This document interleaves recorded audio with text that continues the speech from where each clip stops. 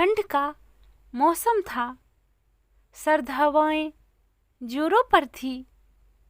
चलते चलते एक ढाबा नुमा दिखा। वहां पहुंचकर, ए लड़की, चाय कितने की दी? ये रौबदार शब्द सुनते ही सर झुकाए हुए चाय बना रही उस लड़की ने जैसे ही अपना चेहरा ऊपर उठाया तो पाया काले ऊनी सूट में एक युवा खड़ा था। चौड़ा माथा, भूरी आंखें, लंबा कद और पीठ पर बैग लटकाए। उसकी आवाज बड़ी सर्द थी। लड़के का उसका मासूम चेहरा देखकर गुस्सैल स्वर ठंडा पड़ने लगा, पर लड़की का दिमाग गर्म हो गया और जब उसके गुलाब से होठ खुलने को आतुर हुए तो अंगा तुक्का मुंह खुला का खुला रह गया और वो अपनी पलकें झपकाना ही भूल गया। पुराने कश्मीरी फेरन में लिपटी उस लड़की के चेहरे में कुछ तो बात थी। उसका चंपाई रंग जैसे दूध में केसर घुला हो और बड़ी बड़ी आंखें बिन कहे बहुत कुछ बोल जाती। ए लड़की नहीं, कुछ नाम भी है मेरा। ठीक से बात नहीं कर सकते तुम? वो तुनक कर बोली। 20 रुपए से लेकर 40 तक की है, पर ये बताओ, तुम्हें तमीज नहीं बात करने की? अरे चाय खरीद रहे हो तो मेरी भी लागत लग रही है। कोई मुफ्त में नहीं ले रही पैसे तुम्हारे। गुंजा, ये क्या करती तुम? अरे गुंजा हेलीकॉप्टर, ग्राहक खुदा के माफिक होता है। ए अंदर से आती आवाज ने उसकी सोच पर विराम लग गया। माफ करना साहब, बिन माँ बाप की बच्ची है। उस बुजुर्ग रहीम बाबा ने दोनों हाथ जोड़ दिए और सागौर खान उसकी लकड़ी की दुकान से चाय पीकर थोड़ी साथियों के लिए लेकर घने जंगल में लंबे डग भरते हुए गुम हो गया। पर वो जंगल के साथ गुंजा में भी गुम हो गया था। धीरे धीरे अब वो अपने साथियों के साथ उधर चाय पीने आने लगा। आए दिन होने वाली मुलाकातों और उसके अच्छे व्यवहार के सामने अगडू गुंजा के तेवर भी नरम पड़ने लगे। अब लकड़ी की बेंच पर लड़कों का झुंड चाय पीते पीते रहीम बाबा से थोड़ा खुलने लगा था। बाबा, ये लड़की आपकी बेटी है? सागौर ने फुसफुसा कर पूछा। रहीम, ओए लाले दी जान, बेटी से बढ़कर है। ए मेरे जिगरी यार दी अमानत है। इसका बाप मेरा बड़ा जिगरी यार था। सीना ठोकते हुए, फौजी था मेरा यार, फौजी। सागौर, था का क्या मतलब चाचा? अब नहीं है। लड़ाई में घायल हुआ और ऊपर वाले को प्यारा हो गया।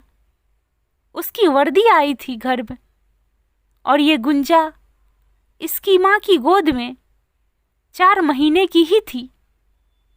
ये खबर सुनकर वो सदमे में आ गई और चल बसी। बस आखिरी बखत में जिम्मेदारी दे गई इसकी। दुकान के पास ये दरखत देख रहे हो, गुंजा का इसी के पास ये खेला करती थी। इसीलिए मैंने इसका नाम गुंजा रखा। इसका चेहरा उतना ही पाकीजा जो है। कहकर रहीम का मन थोड़ा उदास हो गया। उस दिन सागौर के मन में और प्यार भर गया गुंजा के लिए। उसने उसे यही बताया था कि पढ़ने आया हूँ इधर और घर का खाना याद करता हूँ। गुंजा भी अब कभी कभी कोई अच्छी चीज बनाती तो उसके लिए बचा रखती। वक्त की कोख में प्रेम का बीज पड़ गया था और अंकुर फूटने लगे थे। अब गुंजा अपने रूप रंग पर ध्यान देने लगी। उसके आसपास सागौर नाम की खुशबू जैसे हवा में घुली घुली सी थी। कुछ खोई खोई और शर्माई सी रहने लगी वो। कभी तुनक मिजाज समझी जाने वाली लड़की। सागौर भी बाहर जाता तो अपना सामान उसके पास रख जाता। हाँ, इस बार जाने से पहले एक अंगूठी भी लाया था और रहीम बाबा को देकर बोला, कुछ दिनों के लिए जा रहा हूँ, वापस आते ही इसे पहनाकर शादी करूँगा। ये मेरे माँ की है। जल्द ही गुंजा मेरी शरीके हयात बनेगी। रहीम को भी इस रिश्ते से कोई ऐतराज ना था। अंदर खड़ी गुंजा के इतना सुनते ही गालों पर सैकड़ों जैसे गुलाब की धनक उतर आई। सागौर जा चुका था 2 दिन के लिए। गुंजा भी खाली समय काटने की गरज से जंगल की नदी पर कपड़े धोने चली गई और ताज़ा हवा के झोंकों के कारण एक झपकी लेने लगी। पास बने घाट पर इतने में एक जानी पहचानी आवाज़ कान के पर्दे से टकराई। सब ओके। आधा बम का जखीरा बूढ़े की झोपड़ी में है और उसकी टपरी पर चाय पीने के बाद 8 बजे हम सब अपने इलाके पर निकल पड़ेंगे। उसके बाद धमाके और तबाही और ठहाके गूंज उठे वीरानी में। उफ, गुंजा के पैरों में जान ना थी। खुशहाल जिंदगी, बच्चे, क्या कुछ नहीं चाहती थी वो जिंदगी से। उसकी हाँ बाकी थी बस। वो मरे मरे कदमों से लौट आई। रात भर दुविधा में झूलती रही। एक तरफ प्यार था तो दूसरी तरफ फर्ज। सुबह उसने अपने टीन के बक्से को खोला।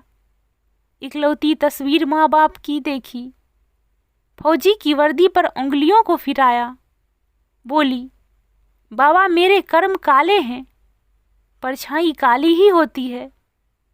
बाबा पर चिंता मत करो, इस बार मेरा कद काया से बड़ा निकलेगा। फिर वो कहीं चली गई। दुकान पर गुंजा के पौधों से कुछ तोड़कर आंचल में बांधा और खाने की तैयारी करने लगी। दोपहर तक सागौर अपनी टोली के साथ हाजिर हो गया। रहीम बाबा ने कहा, बेटा मेरी जिंदगी का कोई भरोसा नहीं, चाहो तो खाना खाकर आज ही सगाई कर लो। सागौर ने भी हाँ कह दिया और फर्श पर दस्तरख्वान बिछा था।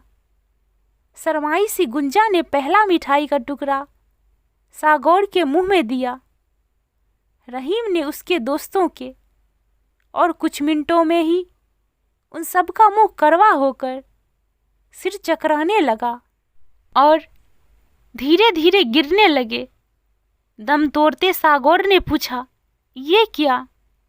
गुंजा ने कहा, गुंजा के फूल देवता पर चढ़ते हैं, पर उसके बीज जहरीले भी होते हैं और जानलेवा भी। मेरा नाम गुंजा है तो देश के दुश्मनों को कैसे जाने दूं बाबू? सागौर फटी फटी आंखों से उसे देखते हुए गिर पड़ा। पास छुपी हुई पुलिस से सबको अपने कब्जे में ले लिया और अस्पताल भेज दिया। थोड़ी देर में रहीम की झोपड़ी विस्फोटों से दहल उठी। सागौर बच तो गया पर अपंग हो गया था। उसे उम्र कैद की सजा हुई। उसके कुछ साथी खत्म हो गए। इंस्पेक्टर साहब ने गुंजा की सिफारिश की इनाम के लिए और उस फौजी की परछाई ने कहा, मुझे भी उम्र कैद मिले और सागौर के पास खड़ी हो गई। दोस्तों, कहानी पसंद आए तो please subscribe, share and like. Please support.